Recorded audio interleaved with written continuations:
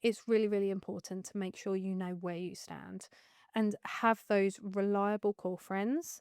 Have the people you can call out and other business owners where you could just whether it's bouncing ideas off or whether it's negativity of speaking about, oh, this has happened. Having those core people means the absolute world. And the way you approach them or the way you attract them is just by being yourself. You will soon find out, starting a small business or starting your own business, you will find out who your real friends are. Being yourself is the way you can attract those people who love you for who you are, the way you talk, the way you deal with things. That is so very, very important because it just makes you feel so much better. You know where you stand, and there's just no stress about it. Because trust me, having a small business is stressful enough. You do not need extra stress in your relationships. You just want to know who your core team or your tribe are.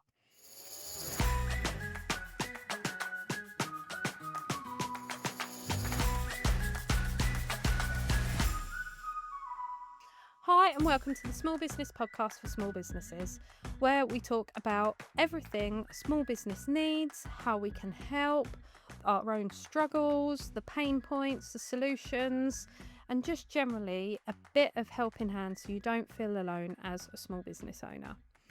Now, today I'm talking about business and friendships, which is a tricky one, but I thought I'd quickly record this episode because I did a post on social media about it the other day, and the response and DMs were overwhelming by people saying, "Oh, I completely agree. I thought it was just me," and they telling their story, what's happened to them, what experience they've had, what they were worried about. So I thought I'd just dive a little deeper into the post I did, which was a carousel post all about different stages or different things all about business and friendship.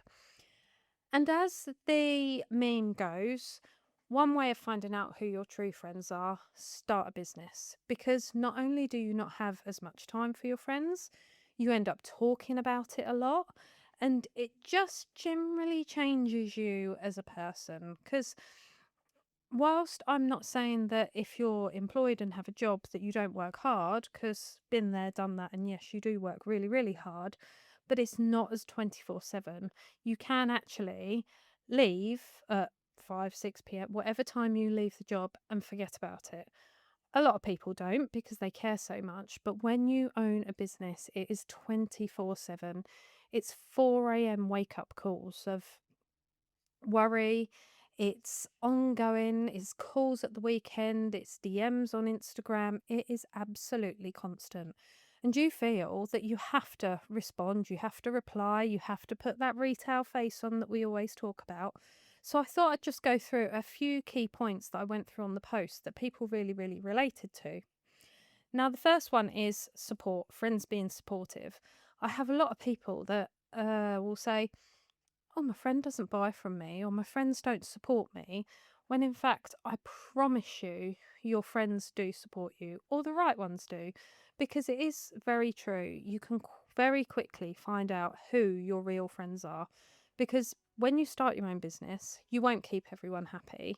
You won't be able to make certain dates. You won't be able to do certain things. I even had someone that came into the business and wanted to talk to me about gossip in their personal life while I had a client sat there. I said no, didn't want to do it because I'm very much big on, whilst I'm quite laid back and chilled about a lot of things, I'm very big on keeping things absolutely professional in front of clients and on a professional level. And there are some things that you just absolutely don't do. And unfortunately, they didn't understand that. They took that as a real problem, and that's it. Never really heard from them again. So you will lose some friends just because pure lack understanding. But the good ones, the amazing ones, I promise you, will support you in various different ways. Now, I like it on some levels that some of my friends don't purchase from me. We don't work together because I think that's a very difficult position to put yourselves in. And especially where money's involved, key services involved, ways of working. I massively clash with some of my friends, not on a friendship level, but if we work together, we are absolute complete opposites. And we can joke about it. We can have a bit of a laugh and just say, oh, that's not us. That's not how we work. They take the mick out of me. I take the mick out of them. It's very, very, it's just part of friendship. It's how we work together as friends. If we actually truly worked together and if they were paying me for a service or we started something together, it could get really difficult really, really quickly. However, they do support me in other ways. They like my posts, they will share my posts on social media, they tag me in other people's posts. And sometimes the support will be you will not even know about it. I didn't realize and just didn't know, because why would you until someone said? But someone locally, a really, really, really fantastic businessman, said, "Oh, yeah, I follow you. I know all about you. I know it from so and so." And you just think, blimey, I didn't even think I'd be on their radar. I didn't think they'll have heard of me. I just didn't think. But it was because they know them and they're friends with them on a personal level. So when people say they support you, it doesn't have to be that they've physically bought a product or they've physically bought a service from you. It could just be that they've recommended you or just talked about you, which comes on to my next point. Not every friend will know exactly what you do. Now, this is different for me because I'm not a plumber or a carpenter or a chef. You can't label what we do. It is business support. And like some friends have always said, oh, she just faffs on Facebook, which I suppose you could take is true to a point.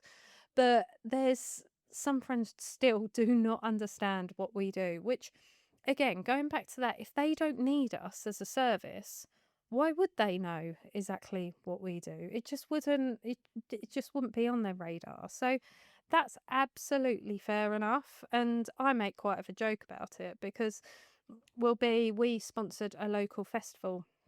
We sponsored it for the last couple of years. So our logo is at the side of the stage, it's on the programs, it's on the wristbands, which is absolutely fantastic. And my friends are like, oh, that's cool. What do you do again?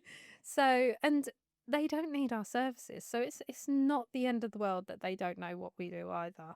But slowly, sometimes they're like, oh, so and so needs this. Yeah, we do that. Do you? And of course, again, going back to it, they support you the whole way and they will put your name in front of the right people. Another issue that you might have with friends, which goes back to the keeping everyone happy, is diary clashes. Now, I can be very, very guilty for this. I can double book or triple book myself sometimes because sometimes everything's in my head. I don't put everything in a diary, and I've got better and better at it over the years, but I've really struggled. So, all I can say to you, make, whether you use a Google Calendar or whatever online calendar you use, make it your absolute best friend and put everything in it, because I have been torn before and very last minute had to let friends down so I could go to something that's business related, because I don't like cancelling anyone and I feel really, really bad for it. But not that I'm saying business is more important than friends, but again, going back to that professional standard, I would hope that really, really good friends will understand. Unfortunately, that's another stance where you can lose friends, and I have done before because I haven't been there for them as much. And I'm a very naturally very supportive person. So it's quite a dip when all of a sudden I'm not around or not there to hold their hand or support them in the way that they used to, which is not the end of the world.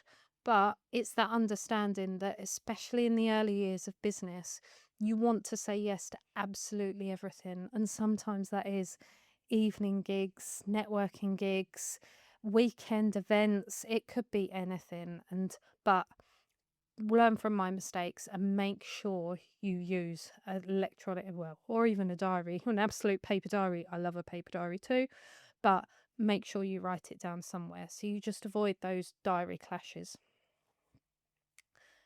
The next thing is your time and how precious your time is and what you're spending your time on. So A lot of people, going back to the meme I said earlier, but also people joke that you leave a 9 to 5 to work when and you want to.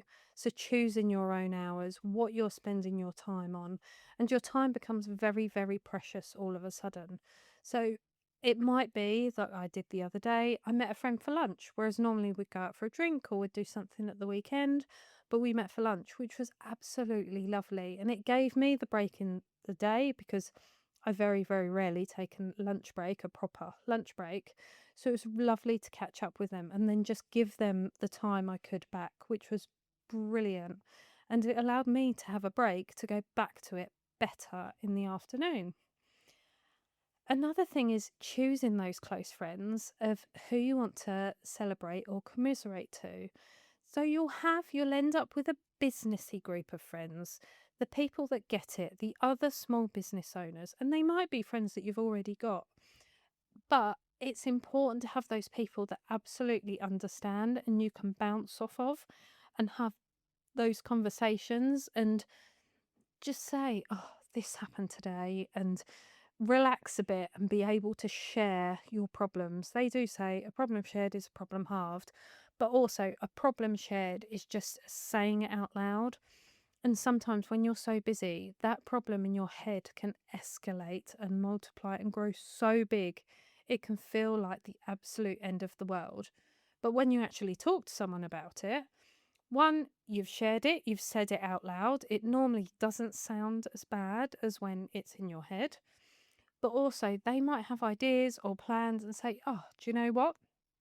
Maybe you should do this, or maybe you should do that, or just pick up the phone, sort it out this way. Whatever it is, sharing that with whether it's one of your very close friends or whether it's a like minded business owner, either way, it makes a huge difference to have those people to commiserate to.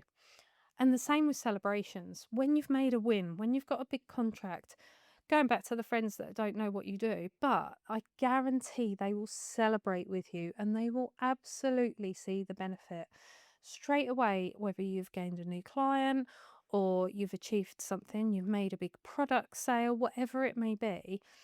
Your friends will want to celebrate with you and absolutely make the most of that. If you got a promotion at work, you would celebrate.